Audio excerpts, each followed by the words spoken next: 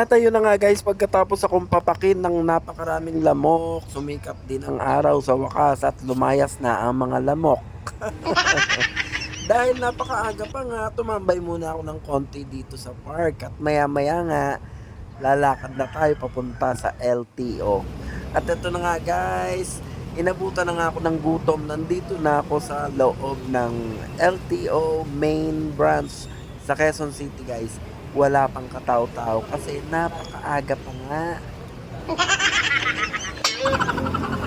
At ito na nga guys, sa labas pa lamang ng LTO ay naghihintay na ang napakaraming fixer. Yes guys, mga fixer yan, pero huwag kayong mag-alala, hindi po tayo pumatol dyan. Siyempre, inalok nila tayo ng kanilang serbisyo at tumanggi nga ako at sabi ko ako na lang mismo ang mag-aayos ng aking lisensya. Kung maaga ako guys, meron palang mas maaga pa sa akin. At dito nga kami naghintay sa isang room na napakalamig. Wow! Aircon!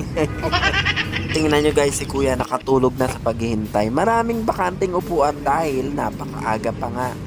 Bali ako ay pang-5 sa dumating. So umupo na nga ako dito sa third row. At pagpatak nga ng alas 8 ay dumating na yung nasa front desk. At nagsimula na ngang magtawag si Mr. Front Desk Officer.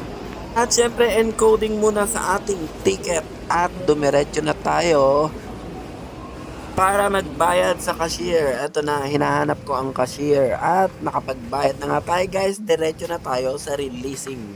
Ganun lang kabilis guys. At medyo natagalan nga lang ako sa releasing dahil natabunan yata yung aking papel. Hindi ko malaman. Ang sabi ng guard ay hindi pa raw na-encode yung aking license kaya naghintay pa tayo ng another 30 minutes. So bali 3 nga pala kami guys na na-delay ang pag-release ng license. Hindi ko alam kung bakit. At pagkaraan nga ng mahigit 1 oras, yes, nakuha ko na ang aking lisensya. Pagod ako, gutom ako, puyat ako. At ganito pa ang makikita mo sa parking area. Paano ako lalabas nito ay napakasikip.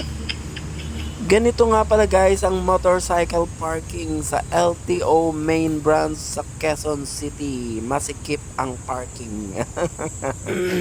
Pero syempre makakalabas naman tayo dyan. Ako pa ba?